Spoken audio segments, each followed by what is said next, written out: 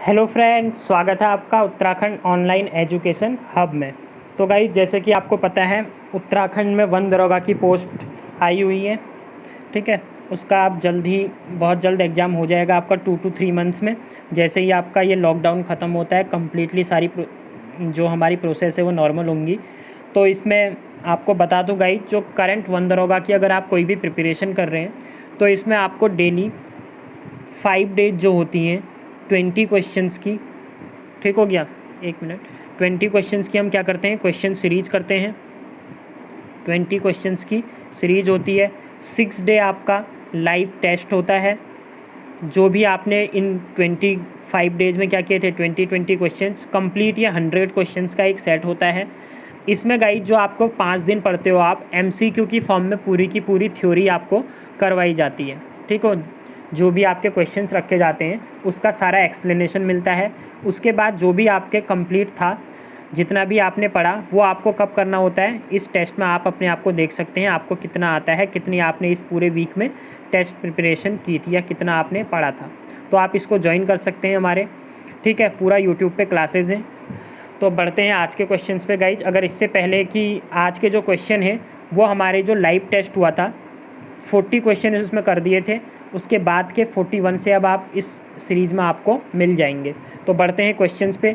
Video को guys सब share कर दीजिए, लाइक कर दीजिए और चैनल को सब्सक्राइब। तो फ्रेंड्स, क्वेश्चन है, अग्नि दुर्घटना में क्या अधिक तपिश पैदा करता है, लकड़ी, पॉलीमर, पत्थर या फिर इनमें से कोई नहीं। तो जब भी अग्नि दुर्घटना हो जाती है तो कौन ज़्यादा इनमें क्या पैदा करता है, तपिश पैदा करता है, बोल रहा है, ये बताना है। अब देखो, लकड़ी, पॉलीमर, पत्थर, इनमें से कोई नहीं। तो आपका ऑप्शन क्या हो जाएगा, ऑप्शन नंबर बी। ठीक हो गया, आंसर क्या होगा, पॉलीमर जो होता है ये ज़्यादा तपिश पैदा करता है।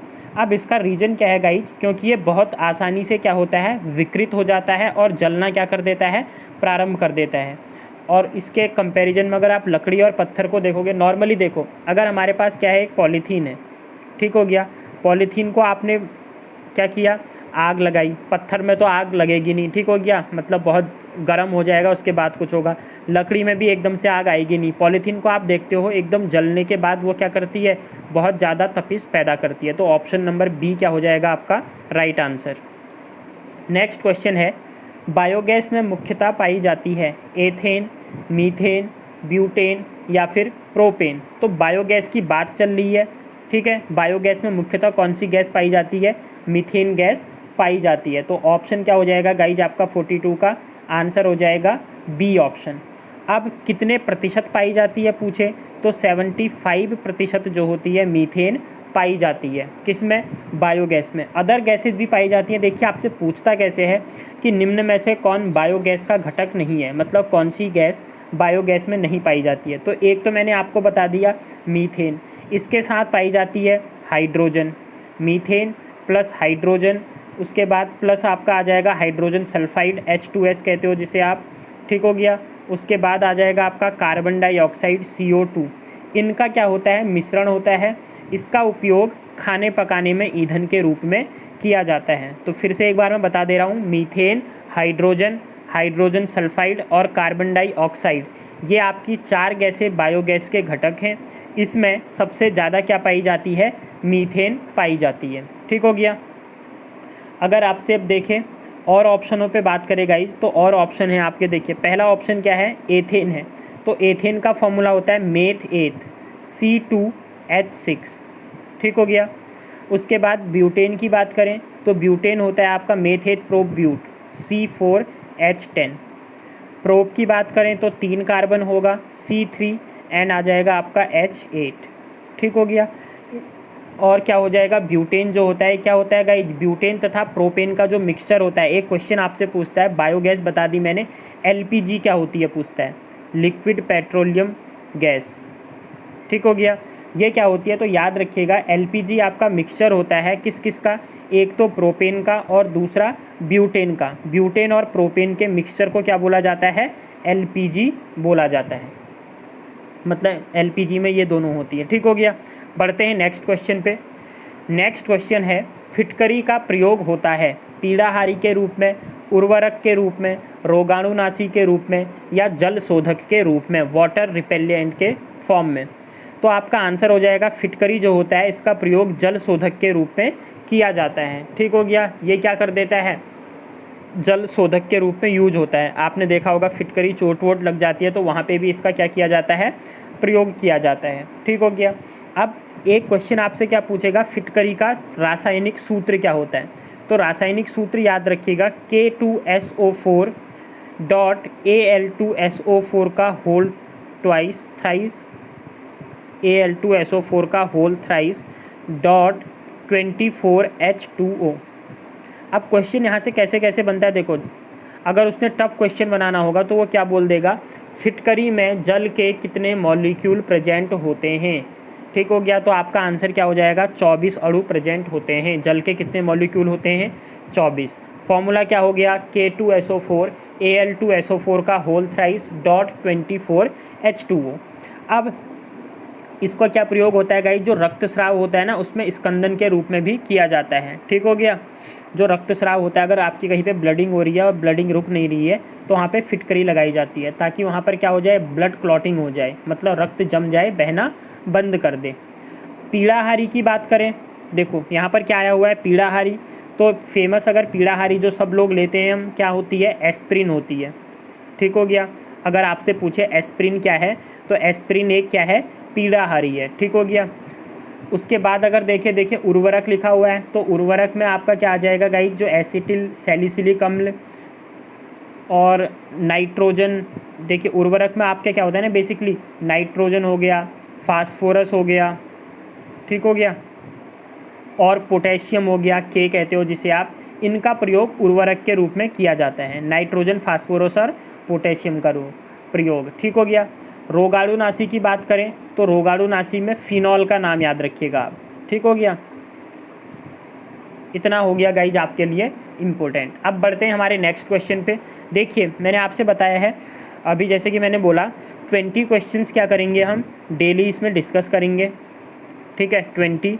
तो 20 क्वेश्चन अगर आप एक वीक में डिस्कस कर रहे हैं 5 डेज़ तक तो हमारे 100 क्वेश्चन हो जाएंगे। उसके बाद 6th डे जो होगा उसमें आपका क्या किया जाएगा गाइज, टेस्ट लिया जाएगा जो भी आपके ये क्वेश्चन करवाए गए हैं। अब उस टेस्ट में मैं आपको ये जो एक्स्ट्रा नॉलेज है ये प्रोवाइड उस टाइम पे नहीं करूँगा। ठीक है, जल्दी से आपको क्वेश्चन होगा, यही क्वेश्चंस होंगे, मिक्सअप फॉर्म में होंगे, जो भी होंगे वो आपको डायरेक्ट क्या करना होगा, आंसर देना होगा लाइव टेस्ट में। तो ये किया है जिससे आपका रिवीजन भी हो जाए, पहले आप पढ़ लें और उसके बाद 5 दिन आपको पता चल जाए कि जो हमने पढ़ा है वो आपको लर्न है या नहीं है। तो ये आई थिंक आपके लिए सही रहेगा। नेक्स्ट है, नींबू में एसिड पाया जाता है, lactic acid, malic acid, citric acid या फिर टार्टरिक एसिड।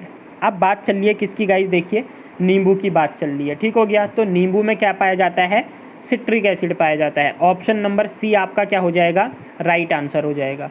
सिट्रिक एसिड का फॉर्मूला होता है आपका C6H8O7। क्या होता है, C6H8O7। अब देखो ये तो हो गया ऑप्शन नंबर सी हमारे इस क्वेश्चन का आंसर। इसके अलावा पहला ऑप्शन देखिए, पहले ऑप्शन में क्या लिखा हुआ है, लैक्टिक एसिड। तो लैक्टिक एसिड से याद रखना जो आपका दही हो गया, दही में क्या पाया जाता है, लैक्टिक एसिड पाया जाता है। खट्टा दूध, ठीक हो गया, जो खट्टा दूध होता है फट जाता है, खट्टे दूध में भी क्या पाया जाएगा, आपका लैक्टिक एसिड पाया जाएगा। अगर बात करें मैलिक एसिड की तो मैलिक एसिड में क्या होता है आपका गाइज, फॉर्मूला की बात करें तो इसमें हो जाएगा C4H6 और O5 हो जाएगा। ठीक हो गया, C4H6 एंड O5। जो चाय होती है गाइज, चाय में क्या पाया जाता है पूछे अगर आपसे, तो चाय में आपका मैलिक एसिड पाया जाता है। फिर अगर बात करें, देखिए सिट्रिक एसिड मैंने बता ही दिया आपको, क्या हो गया, नींबू हो गया। ठीक है, उसके बाद एक बच गया टार्टरिक एसिड। तो टार्टरिक एसिड का फॉर्मूला होता है C4H6O8। ठीक है, क्या होता है, C4H6 एंड O8। ये किस में पाया जाता है, तो जो हमारी इमली हो गई, ठीक है, इमली में कौन सा एसिड पाया जाता है, टार्टरिक एसिड पाया जाता है। कच्चा आम, अंगूर हो गए, और उसके बाद कच्चा आम, इन सब में गाइस क्या पाया जाएगा, आपका टार्टरिक एसिड। तो इतनी इन्फॉर्मेशन हो गई आपकी ये। तो मैंने आपको बताया जैसे 20 क्वेश्चंस रहेंगे, बट वो क्वेश्चंस आपके बढ़कर मतलब टोटल एक्स्ट्रा पूरे 4 ऑप्शन एक्सप्लेनेशन के साथ 50 क्वेश्चंस तक वो हो जाते हैं। नेक्स्ट है, निम्न में से सबसे अधिक ऋण विद्युतीय तत्व कौन सा है? तो इलेक्ट्रोनेगेटिव तत्व बताना है आपको। मोस्ट इलेक्ट्रोनेगेटिव एलिमेंट कौन सा है इनमें से? फ्लोरीन F से दिखाया जाता है, ऑक्सीजन O से, सोडियम Na से, ब्रोमीन Br से। ठीक हो गया इतना। ब्रोमीन यहाँ पर ऑप्शन है, एक ऑप्शन में बता देता, सॉरी आंसर नहीं है ब्रोमीन में। आपको एक चीज़ बता दूँ, ये अधातु है जो कि कमरे के ताप पर क्या पाई जाती है? द्रव अवस्था में, अधातु। ठीक है, धातु का नाम आएगा तो ब्रोमीन, सॉरी धातु का नाम आएगा तो आपका Hg पारा, अधातु का नाम आएगा तो ब्रोमीन। अब हमसे क्या बोला इस क्वेश्चन में? बोला है अधिक ऋण विद्युतीय तत्व, इलेक्ट्रोनेगेटिव तत्व। तो याद रखिएगा, पूरी आवर्त सारणी में सबसे ज़्यादा इलेक्ट्रोनेगेटिविटी जो दिखाते हैं, जिनके पास सबसे ज़्यादा इलेक्ट्रोनेगेटिव होते हैं, वो होती है आपके हैलोजन परिवार के तत्व। कौन होते हैं? हैलोजन फैमिली के तत्व। अब आपका क्वेश्चन बनेगा सर ये हैलोजन परिवार के तत्व कौन से होते हैं? तो आपके जो FCl B, ठीक हो गया, फ्लोरीन, क्लोरीन, आयोडीन, ये होते हैं, ये सारे के सारे, ब्रोमीन, ये सारे के सारे कौन सी फैमिली के तत्व हैं गाइज? ये हैलोजन परिवार के तत्व कहलाते हैं। ठीक हो गया, ग्रुप 17 के तत्व जो होते हैं। तो इनमें से भी क्या होता है, जो फ्लोरीन होता है, जो सबसे पहले पाया जाता है फ्लोरीन, इसकी विद्युत ऋणात्मकता सबसे क्या हो जाएगी? ज़्यादा। तो ऑप्शन नंबर ए आपका क्या हो जाएगा गाइज? राइट आंसर हो जाएगा 45 का। ठीक हो गया। विद्युत ऋणात्मकता का मतलब क्या होता है? देखो, अगर मैं बात करूं आपके क्लोरीन या फ्लोरीन, किसी, जैसे मैंने बात कर ली क्लोरीन की, तो क्लोरीन का आपको पता है एटॉमिक नंबर कितना होता है? 17 होता है। तो ये कैसे बनाएगा? देखो, अंदर की कक्षा में तो 2 इलेक्ट्रॉन होंगे, बाहर वाली कक्षा में कितने हो जाएंगे? 8 हो जाएंगे। ठीक है, ये हो गए हमारे कितने? 8 इलेक्ट्रॉन हो गए, 1 2 3 4 5 6 7 एंड 8। जो बाहर वाली होगी इसमें कितने होंगे गाइज? 1 2 3 4 5 6 7 होंगे ना। तो ये इजीली क्या कर लेगा? किसी को भी अपने पास क्या कर लेगा? आकर्षित कर लेगा, क्योंकि 7 इलेक्ट्रॉन किसी चीज़ को अपनी ओर आकर्षित करेंगे। और मैक्सिमम क्या हो सकती है? आपको पता है कोई भी एलिमेंट है वो अपने अष्टक को क्या करना चाहता है? पूर्ण करना चाहता है। तो इसे केवल 1 इलेक्ट्रॉन की ज़रूरत है। तो 1 इलेक्ट्रॉन के लिए 7 इलेक्ट्रॉन दूसरे पर क्या सपोज डेट हमारे पास सोडियम है, सोडियम का क्या कितना होता है? 11 होता है। तो बाहरी कक्षा में कितने इलेक्ट्रॉन होंगे? 2 8 10, 1 इलेक्ट्रॉन होगा ना। तो 1 इलेक्ट्रॉन ईजिली, ये 7 के साथ इस 1 इलेक्ट्रॉन को ईजिली अपने पास क्या कर लेंगे? खींच लेंगे। मतलब इलेक्ट्रॉन को अपनी ओर आकर्षित करने की जो शक्ति होती है, जो पावर होती है, वही आपकी इलेक्ट्रोनेगेटिव उसकी क्षमता कहलाती है। तो आप देख लो, ये जो हैलोजन परिवार के तत्व हैं, इनके अंतिम इलेक्ट्रॉनों में, अंतिम कोश में कितने इलेक्ट्रॉन होते हैं? 7 इलेक्ट्रॉन होते हैं। तो 7 इलेक्ट्रॉन किसी भी इलेक्ट्रॉन को अपनी ओर क्या कर सकते हैं? आकर्षित ईजिली कर सकते हैं। इसीलिए इनकी विद्युत ऋणात्मकता जो होती है वो ज़्यादा होती है। फ्लोरीन, ठीक है, आपका आंसर क्या हो जाएगा? फ्लोरीन आपका आंसर हो जाएगा। 9 इसका परमाणु क्रमांक होता है। अब बढ़ते हैं नेक्स्ट क्वेश्चन में। नेक्स्ट क्वेश्चन है, नौसादर और नमक के मिश्रण से नौसादर पृथक कर सकते हैं। जो fungus can be separated by a mixture of saline and salt. चुंबक के द्वारा अलग कर सकते हो, आसवन के द्वारा, ऊर्ध्वपातन के द्वारा, या छान कर। तो देखो, जो नौसादर होता है हमारा, ये क्या होता है? एक सब्लिमेशन की प्रोसेस को शो करता है। मतलब अगर आप इसको क्या करोगे? ऊर्ध्वपातन दिखाता है। ठीक हो गया। तो इसको नमक से हम क्या कर सकते हैं? ईजिली अलग कर सकते हैं। कौन सी विधि से? ऊर्ध्वपातन द्वारा। तो ऑप्शन नंबर सी 46 का क्या हो जाएगा? राइट। एक क्वेश्चन क्या पूछता है आपसे, नौसादर का रासायनिक सूत्र क्या होता है? तो इसे अमोनियम क्लोराइड कहा जाता है, NH4Cl। ठीक हो गया, आंसर क्या हो जाएगा? NH4Cl। नमक की बात करेंगे तो साल्ट जो होता है वो क्या होता है आपका? NaCl होता है। तो ऑप्शन नंबर सी इसका क्या हो जाएगा? राइट आंसर हो जाएगा। बढ़ते हैं नेक्स्ट क्वेश्चन पे। गाइज, अगर आपको वीडियो पसंद आ रही है तो वीडियो को लाइक कर दीजिए, चैनल को सब्सक्राइब कर दीजिए। ठीक है, आपको पूरा वनदरोगा की बात करूँ गाइज, तो देखिए वनदरोगा में पूरी साइंस कवर अप करवाई जाएगी MCQ की फॉर्म में, जितना भी पूरा ये हो रहा है। ठीक है, आपको कोई भी इससे बाहर क्वेश्चन देखने को नहीं मिलेंगे, इतना कन्फर्म है। नेक्स्ट है, निम्न में अम्लीय लवण है। अब अम्लीय लवण बताना है आपको, एसिडिक सॉल्ट की बात चल रही है। NaCl, NaHSO4, Na2SO4 या फिर KCN। तो याद रखना, अम्लीय क्या होते हैं? कोई भी चीज़ अम्लीय की बात होगी ना, पहले तो लवण देखो, एक लिखी है यहाँ पर साल्ट। तो जब भी आप एसिड प्लस बेस की रिएक्शन करवाते हैं, ठीक हो गया, मतलब अम्ल और क्षार की जब रिएक्शन करवाई जाती है तो हमें जो प्रोडक्ट मिलता है वो क्या मिलता है, साल्ट, या फिर जिसे आप क्या बोलते हो, लवण बोलते हो, वो हमें क्या होता है, प्राप्त हो जाता है। अब अगर उसने बोल दिया अम्लीय लवण, एसिडिक सॉल्ट बोला, तो एसिड क्या होता है, सबसे ये सोचो, पहले ये आना चाहिए। तो अम्ल क्या होता है, जो जल में H पॉजिटिव आयन को ईजिली क्या कर देते हैं, दे देते हैं। तो H पॉजिटिव आयन कब देगा कोई भी एलिमेंट, अगर मैं आपसे कोई चीज़ मांग रहा हूँ तो आपके पास वो चीज़ होनी चाहिए ना। आपके पास जब H पॉजिटिव आयन होगा तभी तो आप किसी को H पॉजिटिव, तभी तो किसी को दे पाओगे। तो अब इन 4 ऑप्शनों में देखो किसके पास हाइड्रोजन है, NaHSO4 के पास हाइड्रोजन है। तो इनमें से कौन सा अम्लीय लवण हो जाएगा, ऑप्शन नंबर बी आपका क्या हो जाएगा, राइट आंसर हो जाएगा। ठीक है, अगर आपको थ्योरी अच्छी है, देखो अगर आपको पता है, क्वेश्चंस कॉन्सेप्ट पता है, तो आप 4 ऑप्शन देख के भी क्या कर सकते हो, आंसर बता सकते हो। जैसे इसमें था, अगर आपको पता भी नहीं होता अम्लीय लवण के बारे में, बट आपको अम्ल पता है क्या होते हैं, लवण पता है क्या होते हैं, तो ऐसा एलिमेंट या ऐसा क्या आपका लवण जिसके पास हाइड्रोजन होगा, तो NaHSO4 4 ऑप्शन में से ये था, तो ये आपका क्या हो जाएगा, आंसर हो जाएगा गाइज। ठीक हो गया, 47 का कोई ऑप्शन नंबर बी आपका आंसर। बढ़ते हैं नेक्स्ट क्वेश्चन पे। नेक्स्ट क्वेश्चन है, निम्न में से कौन सी धातु जल के साथ सामान्य ताप पर क्रिया करती है।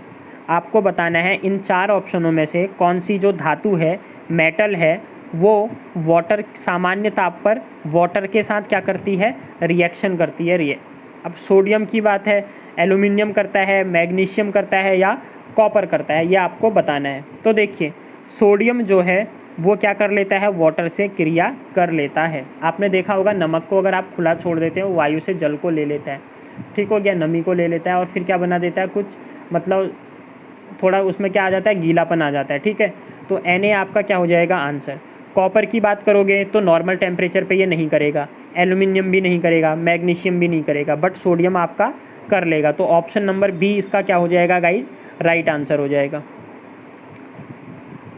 नेक्स्ट क्वेश्चन है, एसिटिक अम्ल, एसिटिक एसिड का फॉर्मूला एक तो पूछता है, तो याद रखिएगा CH3COOH। ठीक हो गया। मैं क्रमशः कार्बन, हाइड्रोजन तथा ऑक्सीजन का सरल अनुपात होगा, CH3COOH है। बहुत इजी क्वेश्चन है, देखो कैसे करते हैं इस टाइप के। आपको किस किस का रेशियो बताना है, कार्बन का, हाइड्रोजन का और ऑक्सीजन का। तो आपको क्या करना है, देखो कार्बन गिन लो, 1 2, कितने कार्बन हैं, आप बोलोगे सर 2 कार्बन है। हाइड्रोजन को काउंट कर लो, कितने हाइड्रोजन है, देखो 3 हाइड्रोजन ये, 1 हाइड्रोजन ये, कितने हाइड्रोजन हो गए, 4 हाइड्रोजन। ऑक्सीजन की बात करूँ तो कितने ऑक्सीजन हैं, 2 ऑक्सीजन, तो 2 लिख दो। इनका अनुपात बताना है तो अनुपात बना दो, 2 एकम 2, 2 दूना 4, 2 एकम 2, आंसर क्या आ जाएगा, 1:2:1। ऑप्शन नंबर सी आपका क्या हो जाएगा, राइट हो जाएगा। अब कॉन्सेप्ट आई थिंक आपको पता चल गया होगा।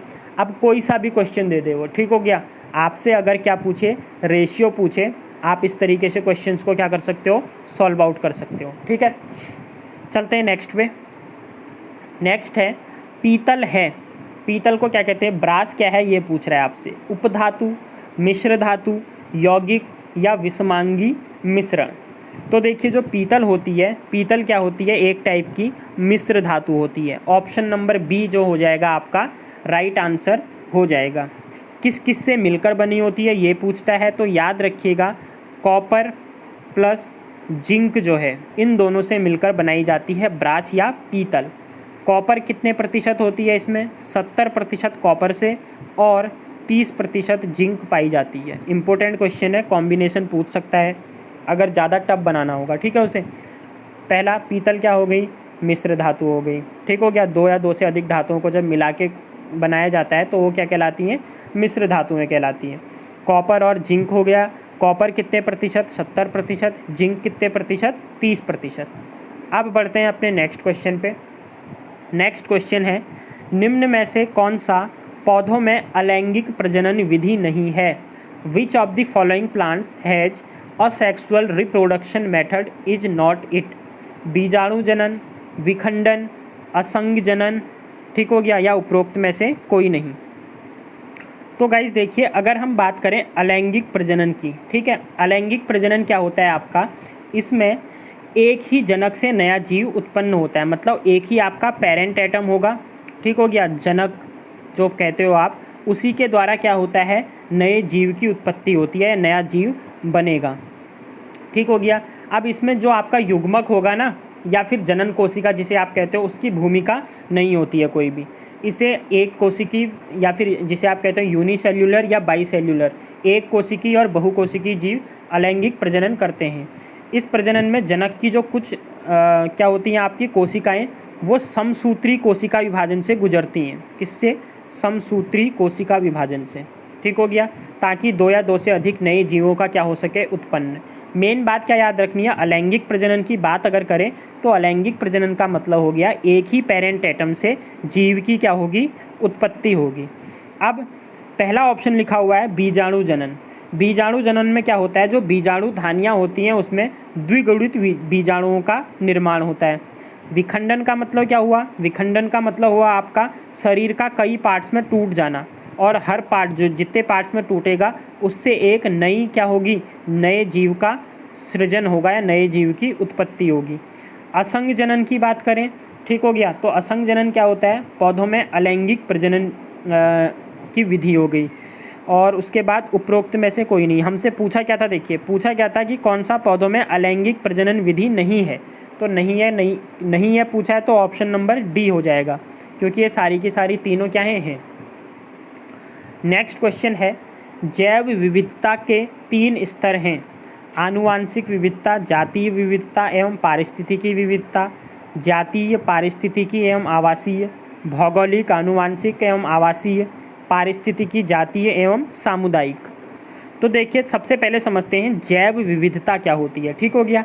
जैव विविधता का मतलब क्या होता है, कोई आपका इकोसिस्टम है, ठीक है, पारिस्थितिकी तंत्र है, तो उसके वातावरण में क्या होते हैं, बहुत सारे जीव रहते हैं, पादप होंगे यहाँ पर, और क्या होंगे, जंतु होंगे, सूक्ष्म जीव होंगे।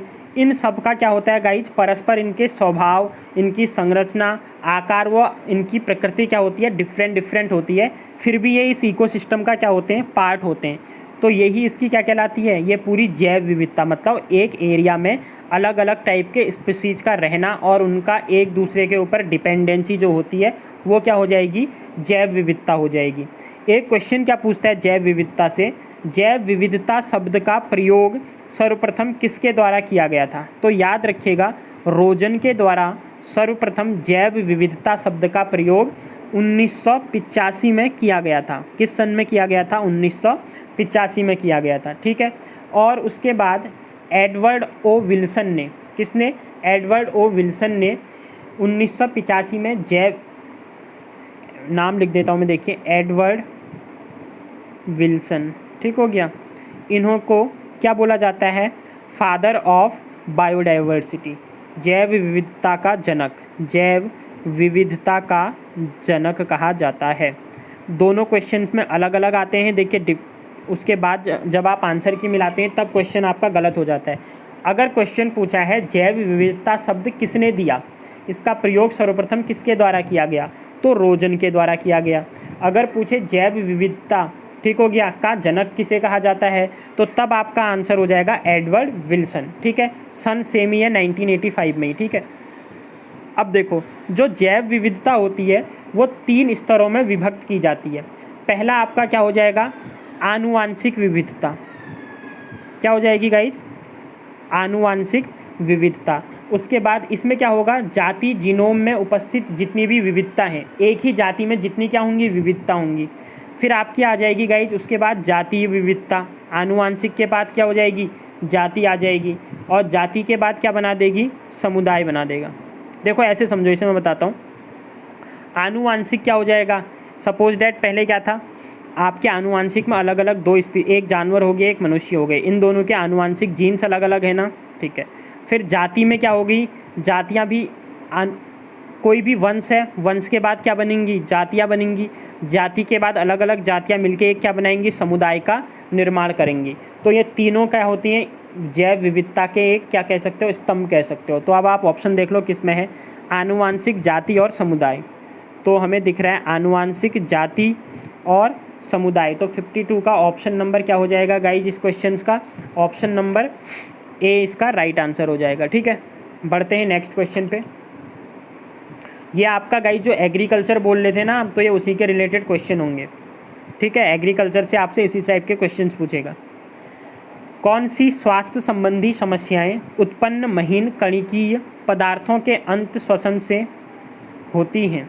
फेफड़ों में जलन, श्वासनाल में सूजन, फेफड़ों को क्षति एवं अल्पायु में मृत्यु, उपरोक्त में सभी। कह रहा है स्वास्थ्य संबंधी जो समस्याएं होती हैं, ठीक हो गया, वो महीन श्वसन से कौन कौन सी होती हैं। तो देखो, अगर आप बात करो तो फेफड़ों में जलन होगी, ठीक है। श्वास नली में सूजन ये भी होगी अगर आपको श्वसन में की कोई बीमारी है तो। फेफड़ों को क्षति पहुंचेगी और अल्पायु में मृत्यु हो सकती है, ये भी हो सकता है। तो ऑप्शन नंबर डी क्या हो जाएगा, 53 का राइट हो जाएगा, ठीक है।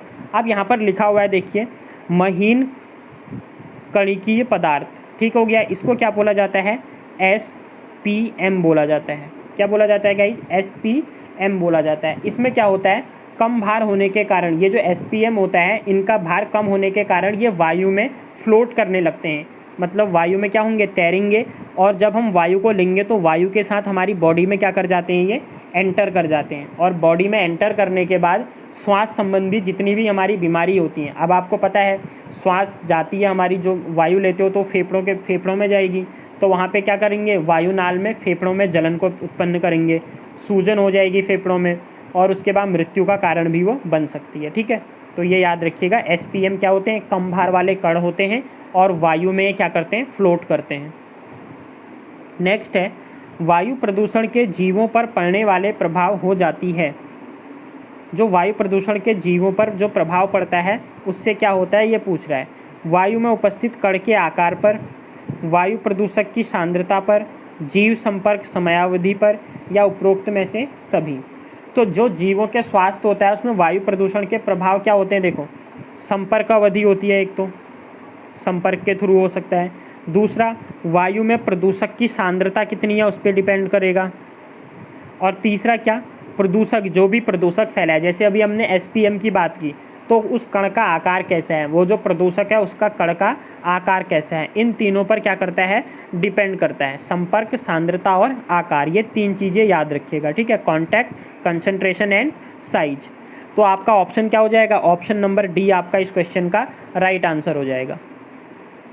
नेक्स्ट है, निम्न में से कौन सी विधि सही प्रकार से स्वपोषण की विधि है। स्वपोषण मतलब सेल्फ न्यूट्रिशन की कौन सी विधि इनमें से सबसे सही है, ये बोल रहा है। अपने हाथों से भोजन पकाना व खाना।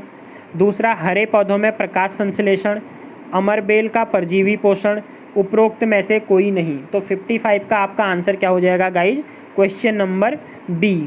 प्रकाश स्वपोषण क्या होता है, सेल्फ न्यूट्रिएंट। पौधे अपना भोजन खुद बनाते हैं ना, किस विधि के द्वारा, प्रकाश संश्लेषण की विधि के द्वारा, ठीक है। तो ऑप्शन नंबर बी इसका क्या हो जाएगा, राइट हो जाएगा। जो हरे पौधे होते हैं वो क्या करते हैं, CO2 और H2O का उपयोग करके प्रकाश तथा पर्णहरिम की उपस्थिति में अपने भोज्य पदार्थों का निर्माण करते हैं, और यह क्रिया क्या कहलाती है, प्रकाश संश्लेषण।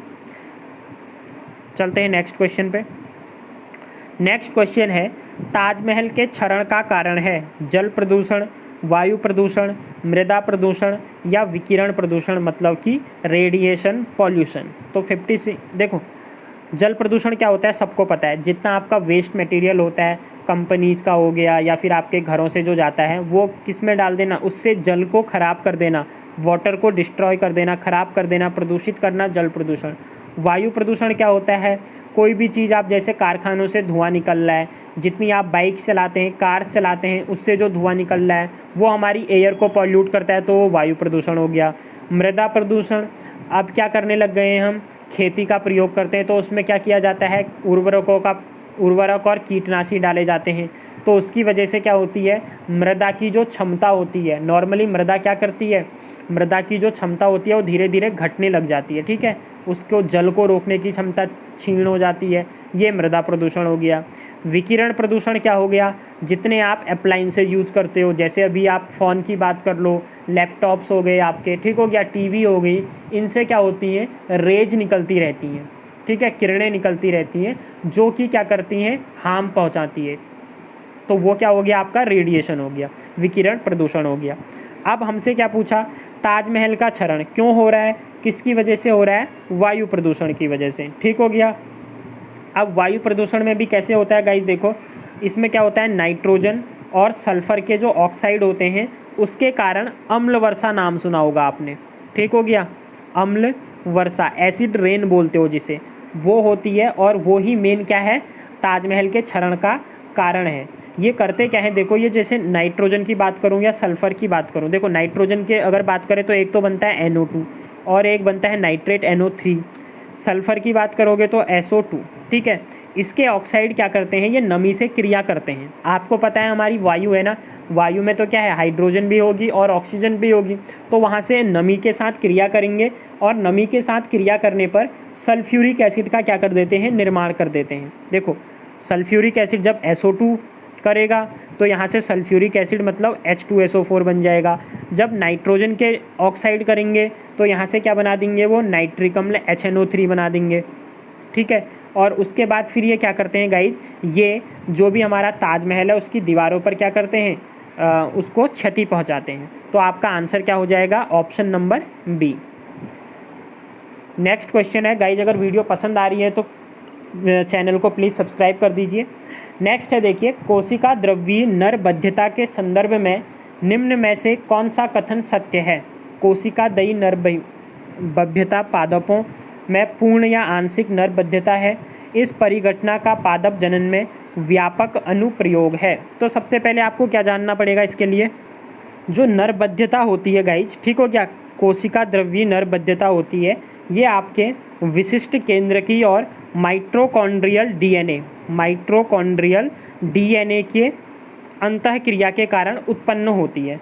अब इसका काम क्या है, ये नरबद्धता जो है पादपों में या तो पूर्ण होगी या आंशिक होगी, ठीक है, पहला ऑप्शन। दूसरा, यह परिघटना का पादप जनन में व्यापक अनुप्रयोग है। कहाँ पर होती है, पादप जनन में इसका प्रयोग होता है। तो दोनों ऑप्शन इसमें सही है, तो ए और बी दोनों सही हैं। ऑप्शन नंबर सी आपका क्या हो जाएगा, इसका राइट आंसर हो जाएगा। नेक्स्ट क्वेश्चन है, आनुवांशिक विविधता में मापी जाती है जो जेनेटिक डाइवर्सिटी है वो किस में मेजर की जाती है, ये आपसे पूछ रहा है। तो आनुवांशिक विविधता क्या होती है, सबसे पहले ये समझिए, ठीक है।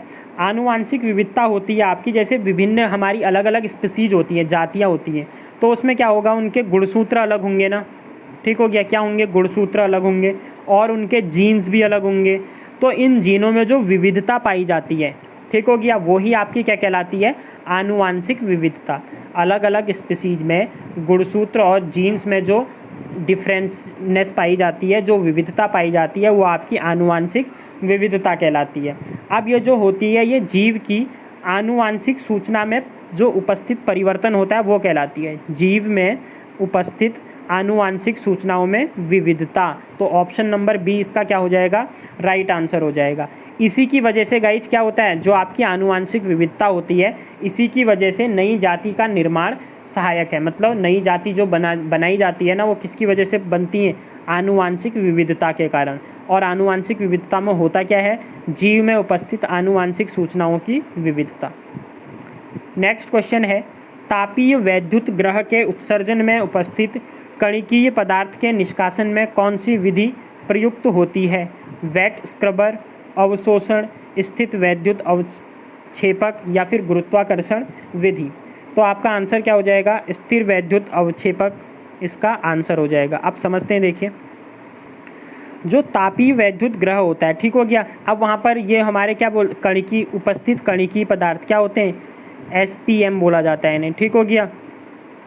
अब ये SPM क्या करते हैं, देखो जो हमारा थर्मल प्लांट है, उस प्लांट में जो ये स्थिर वैद्युत अवक्षेपक है, जो ये लगाया जाता है, स्टेबल इलेक्ट्रिकल पार्टिसिपेटर, ये छोटे छोटे कणों को क्या कर देता है, अलग कर देता है।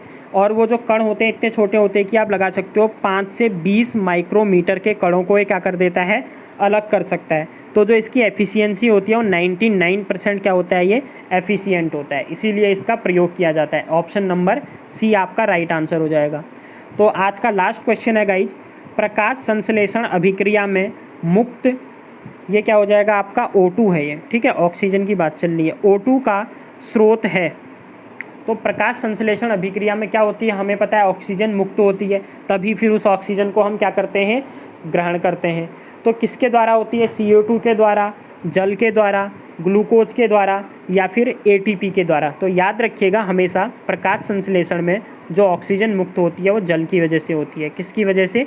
H2O की वजह से। ठीक हो गया। और इस प्रक्रिया को, इस घटना को क्या कहा जाता है? जल प्रकाश अपघटन के कारण। जल प्रकाश अपघटन। तो ये हो गया गाइज आज के हमारे 20 क्वेश्चंस। ठीक है, आई होप कि आपको वीडियो पसंद आई होगी। अगर गाइज आपने अभी तक चैनल को सब्सक्राइब नहीं किया है तो चैनल को सब्सक्राइब कर दीजिए, वीडियो को लाइक और शेयर, जिससे कि ऐसी वीडियोज़ आपको फिर से आगे मिलते रहें। और अगर आपको व्हाट्सएप ग्रुप पे ज्वाइन होना है गाइज तो 8218642689 यहाँ आप कनेक्ट हो सकते हैं। नोट्स के रिगार्डिंग आपको कोई भी हेल्प चाहिए तो आप इस नंबर पे मैसेज करके ले सकते हैं। साथ में गाइज जो 746 पोस्ट आई हुई है उसमें डेली आपको उत्तराखंड के 15 to 20 क्वेश्चंस की एक सीरीज़ दी जाती है, वो भी सेम होती है। ठीक है, जैसे 4 ऑप्शन यहाँ डिस्कस किए जाते हैं वैसे ही वहाँ भी। तो 15 से 20 ना हो के वो 30 to 40 क्वेश्चंस हो जाते हैं आपके टोटल। ये आपको डेली प्रोवाइड की जा रही है, तो आप यहाँ से भी ये देख सकते हैं। ठीक है, प्लेलिस्ट में आपको सब जाके मिल जाएगा गाइज चैनल के। तो मिलते हैं न्यू वीडियो के साथ, तब तक के लिए bye, thanks, have a good day.